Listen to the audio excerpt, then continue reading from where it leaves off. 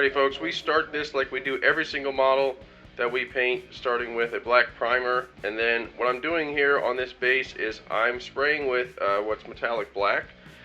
This is metallic black from Ammo. This is of their Atom line, which is one of my favorite metallics for airbrush painting, and you can see I'm just going over all the metallics with this black metallic over her armor and over her swords. Now if you do take notice, I am doing two different Magiks, and that's because I had two different versions that people wanted. So the next step what I'm doing here is I'm taking light metal. Again, this is Ammo's dial dry brush line. I'm using a dry brush here to dry brush on the light metal, and what this does with the metallic black is it creates a really nice contrast and a metallic effect that just is really unmatched that I've found so far. This combination of metallic black and then light metal is such a beautiful combination for any kind of silver or dark metallics. It just looks so good when it's all said and done. And it's a really easy technique, and it only takes 2 steps really, and you get some wonderful metallic contrast. So the light metal really adds like a highlight, if you will, to it with the dry brush, which is really beautiful. And it's just such an easy technique to bring out all those little intricate details on your model or sculpture or figure or whatever it is you want to call it. Don't let anyone tell you this isn't modeling. It most certainly is. You are making a model of a small figure. So what we're doing, as I said, is just bringing out all the details with a dry brush. After we have the metallics done, I'm moving on to the top of this base, and I'm starting off with white because I want to make this very light. It's going to be like flame colors, so we're going to talk about how to make flames today. And I'm not printing in clear, so we're going to make flames without clear. So you can see what I'm doing is mixing up some fluorescence because I want to make this bottom part glow like a portal, because that's what Magik does. She opens up portals to limbo. So what we're going to do is use this fluorescent yellow with just a touch of orange. I mean, it's mostly yellow with just a drop of orange as our base coat. And the reason we're doing this is because, well, it's a limbo portal and we want it to glow similar to the fire does. And then what I did was I took more orange and just went around the star that's in the middle there to give it some more color and depth. And you'll see what that looks like here a little bit later. But let's move on to the flames for now. And the reason I do this is because fluorescents take a long time to dry because they're very thin. So you kind of got to do something in the meantime while your fluorescents dry between layers. So that's why we're going to work on these flames. Now, I tried this transparent orange. I've used it before for fire, so to blend the middle parts, and you'll see that here. We started with a transparent yellow, then we moved on to a transparent orange in the middle, and then we're going to do like the reds and dark oranges and then reds at the very tips. And it's an easy way to do fire and not having to print in clear. Now, if you print in clear, the steps are the same, but what you're going to have is more translucent looking fire, and it'll almost look like Magik fire. So if you want that look, that's great. That's fine. Here you can see, after a few more layers of what I was doing with the orange on the star and the edges, you can see kind of, we made it look like it's glowing, like it's a glowing portal, and then we added our flames on top there. And there you can see under black light what it looks like with those fluorescents. It really looks cool. Special thank you to my patrons that support my work. If you're interested in daily vlogs, how-to videos, high-resolution photos, early access videos, discounts at my store, and free printable files, check out my Patreon and see how you can get exclusive access to all this extra content. Now with the base out of the way, we can continue on with our main character.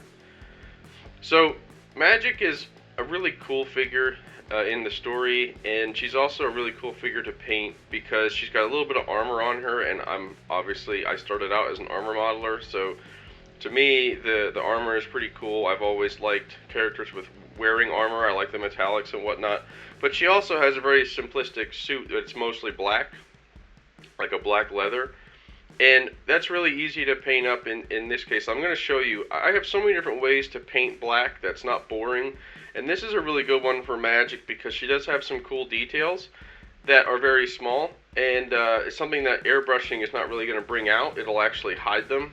So you have to think about the size of your details you want to bring out, because airbrushing will bring out like muscle tone and things like that, but it won't bring out little details like bootstraps and things like that. So the little small details and folds, at least not on a character of 1/6 scale.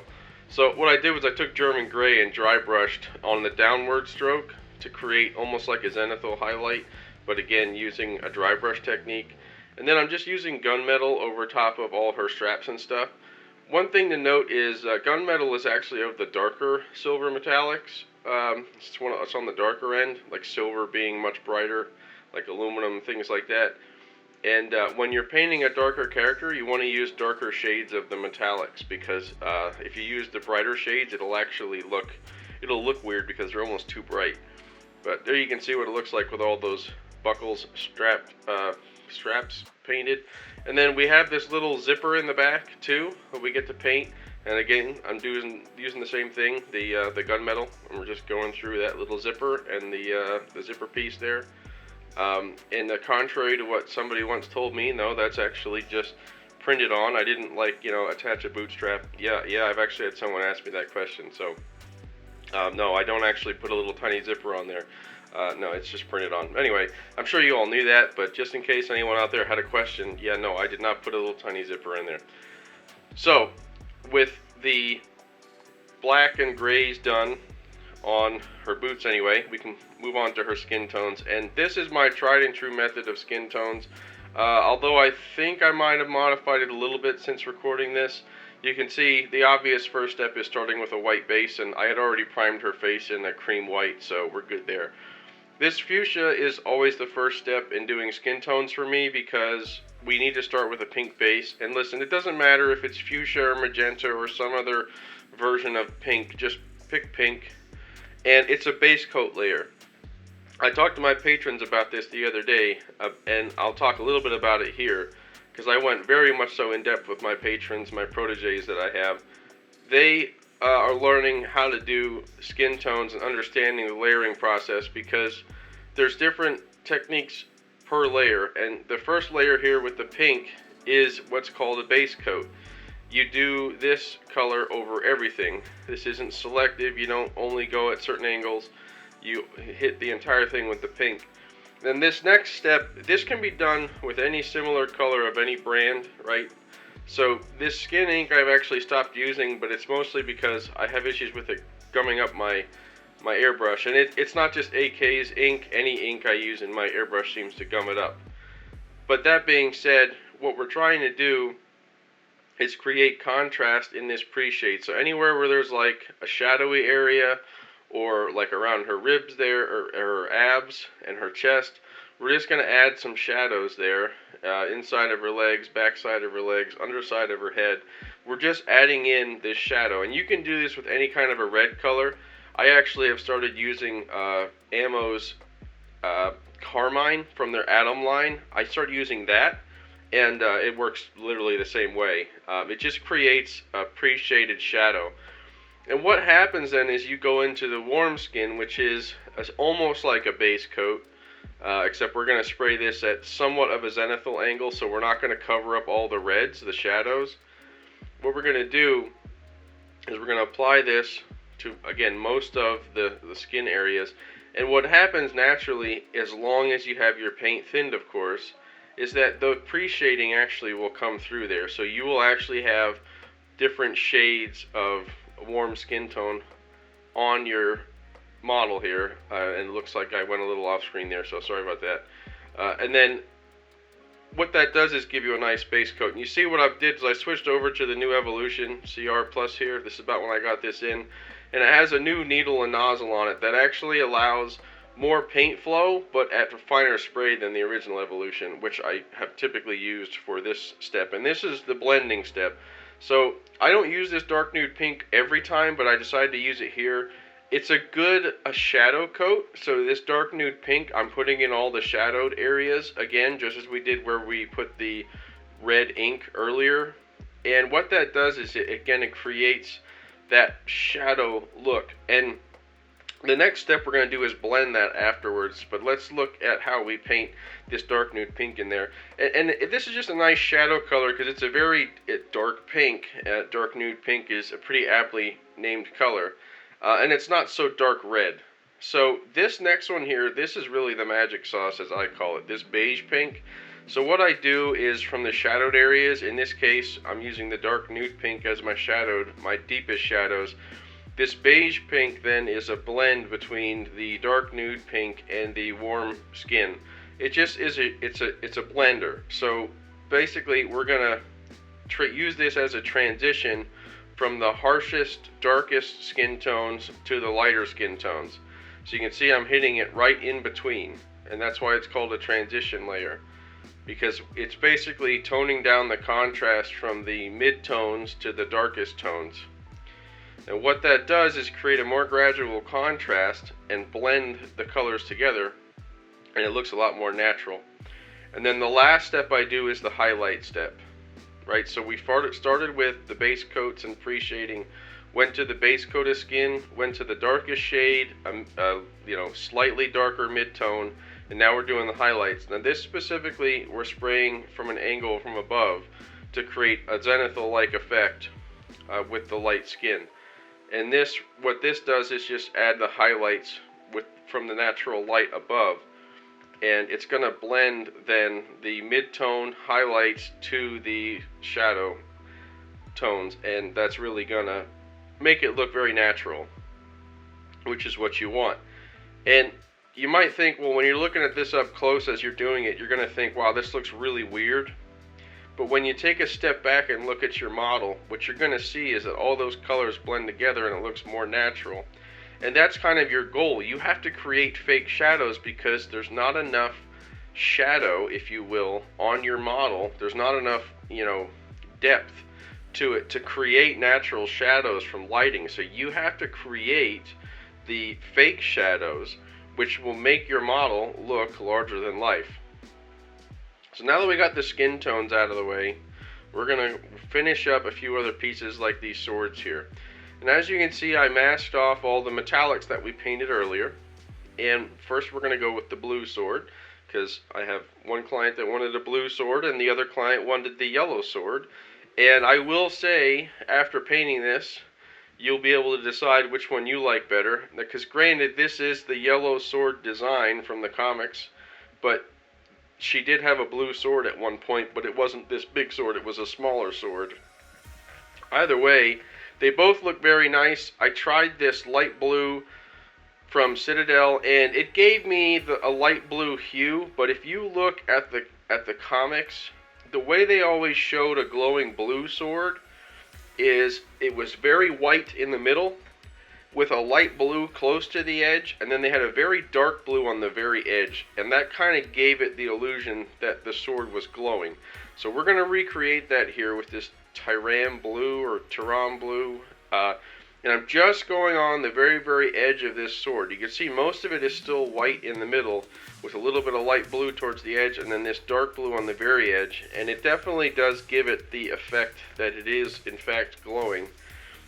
Even though it's not fluorescent, you'll see here, especially in the final photos or final video, you can definitely see the glowing effect that it creates. But I will say I think I liked the yellow and orange better after this, only because it fit the scene a little bit better. But either way, you'll be able to determine for yourself in the end, and let me know in the comments which one you prefer. I think the yellow one just has so much more vibrancy, and you'll see right here off the bat why. Because we're going to spray this with the same yellow like we used for the flames, and then we're going to bring in orange in the center of it, which it's kind of interesting that they actually have the darker color on the inside on this version, but the darker color is on the outside of the blue. And I'm sure there's a reason for it, but that's just how they actually did it in the comics, so I just matched it, and here we can see there's the orange shade that I used in the middle. Now, these shaders, they can take quite a few coats to get the coverage you want. So you can see here the first layer was not all that much in terms of coverage. So you kind of want to build up the effect, which is a good thing, because the more you build up the effect, sometimes the nicer it looks, because you can blend it. And here you can see I'm just continuing to add more to it and build up that effect as much as I can. And I think in the end, I think this one turned out better than the blue, but that's just me. I really did enjoy painting these both swords because I got to see for myself, because I had only ever painted her sword blue in the past, so it was nice to actually change it up a little bit. And here you can see all the layers I'm going through. I'm slowing this down so you all can see. After a few layers, here's how it turned out, taking all that masking off. And of course there was a little bit of cleanup, but the nice thing about metallics is cleanup's really easy because they have covered really well. There you can see the blue. It still looks cool. It still has a nice glowing effect to it. It's just mostly white. So now we have the swords done. We can go back. We'll finish up what we started earlier. So we got the skin tones done, and then we're going over this all the fabric with her gray, to bring out all her details, right? So just like we did on her boots earlier, we're just dry brushing all those folds and little details with some German gray, which just adds a little bit of contrast. It's not too much contrast. I feel like when I did this on Miss Marvel, her contrast was a little too much, and she looked a little too gray, whereas here, this is just the right amount of gray with that German dark gray. Now, I went in to paint the X-Men logo on her arm, and I think my battery went dead on my camera right after this because I realized I painted it white so I could then paint it red. And you can see I'm using Pro Acryls here, which are all available at my store, by the way. I do have all the Pro Acryls that you could want available. I went to paint the red, and I realized that my camera died in the middle of painting it red. So, yeah, battery power is a wonderful thing when it has power. So that being said, I did paint this red afterwards. You'll see for yourself. I promise I did. So I didn't skip a step or anything. You'll see. And here I'm using that same gunmetal as I did before to paint up her belt buckle and like the holes in her belt. You'll see that here in a second. And I'm using mostly like either a 0 or a 1 paintbrush. These are all Marta Kalinsky brushes from Ammo that I'm using. It really doesn't matter, in my opinion, what brand you use. It's more of the type, so like whether it's a synthetic or a Marta Kalinsky brush. I like the Marta Kalinskys, and these Ammo ones that they have are like their economical Marta Kalinskys, and they work really well. But here, you can see them for yourself, side by side. Just in case anyone was wondering if I actually just swapped out the swords and made two different swords. No, I'm actually making two different models this whole time, so you can see for yourself.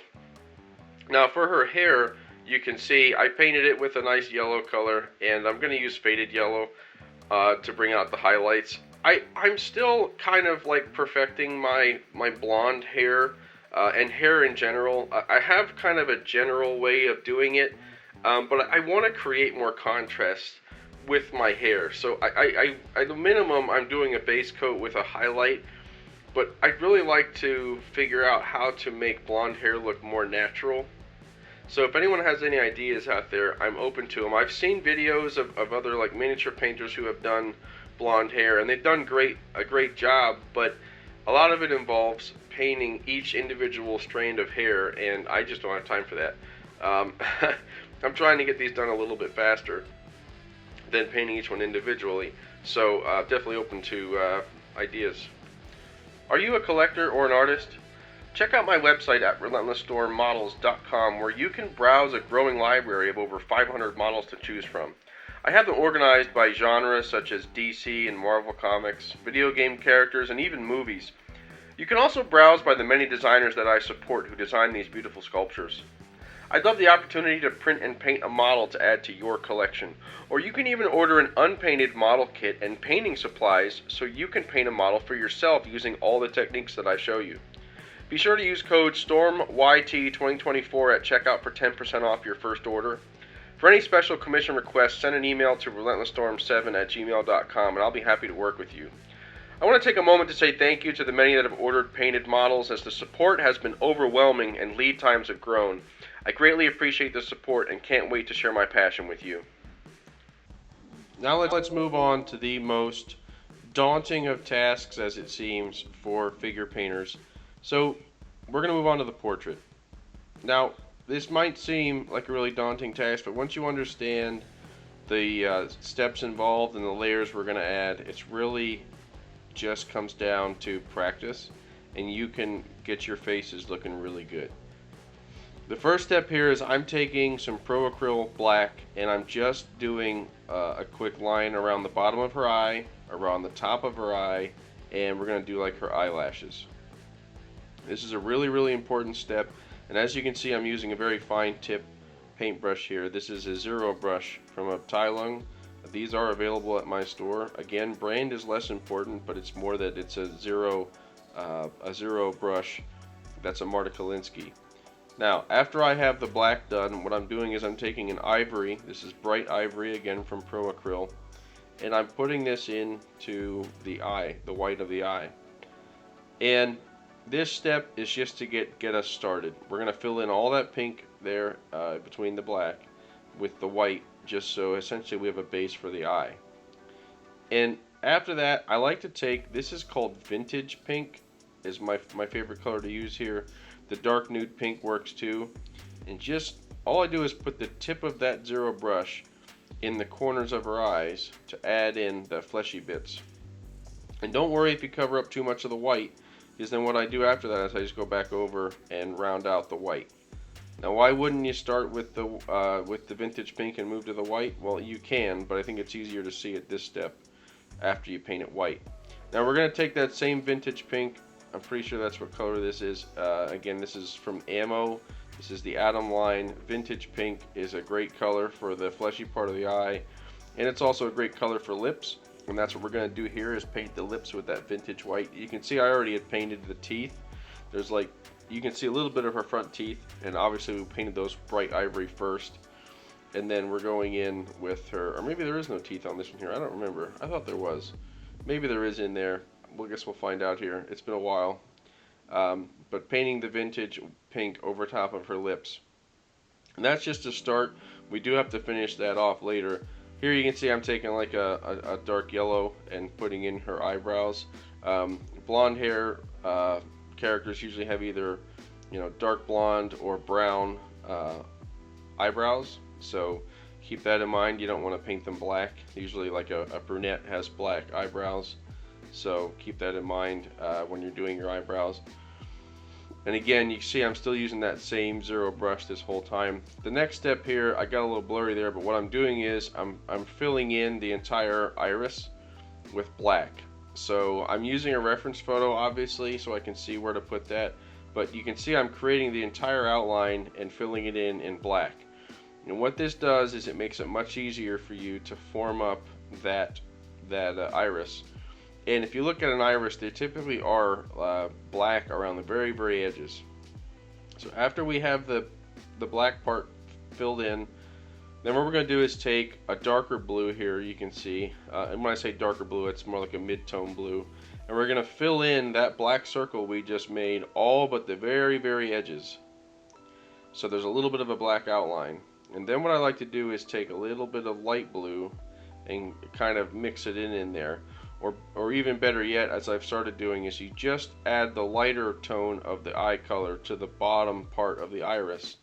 Again, if you look at reference photos, that's how it typically looks. And then after you have all that in there, you can then put in your pupil, which is a little speck of black. And that's really all there is to eyes. It's a start. Now, there's one last little step that's really important here. Well, in terms of painting anyway. You can see that looks really good, but what really sells it is if you put a little glint in her eye. Again, look at any reference photos. Put a little glint in her eye with some white. And then the crucial last step is to put a gloss varnish over her lips and eyes. And there you have a nice, beautiful portrait. I slowed this down a little bit for you all so you could see, and there again, proof that I actually am doing two side by side. And then we're going to have to assemble them. Again, this is just more proof that I did two of them, because you guys didn't believe me in the beginning, even though I showed you two blank models. You probably thought I only painted one. I'm totally kidding. But here we can see the blue just still looks really good when you put it in there. I just really like the yellow because it blends, but they both look really good in the end, and this assembles up really nicely. Again, this is a design from CA3D, and what really makes this special, in case you guys didn't know this is actually the model that I asked CA3D to make. I told them I wanted a version of Magik, and it was my first suggestion I ever put in, and they actually did it. So definitely a huge shout out to them.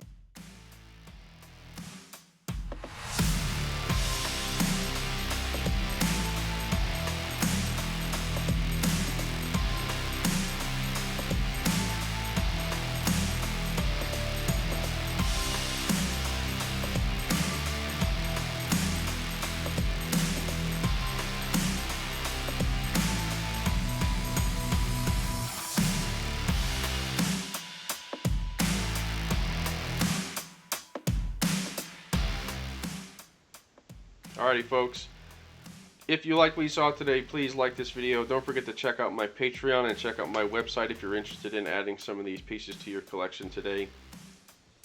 I have plenty more content coming your way, so I hope to see you back here next week for another beautiful painting video.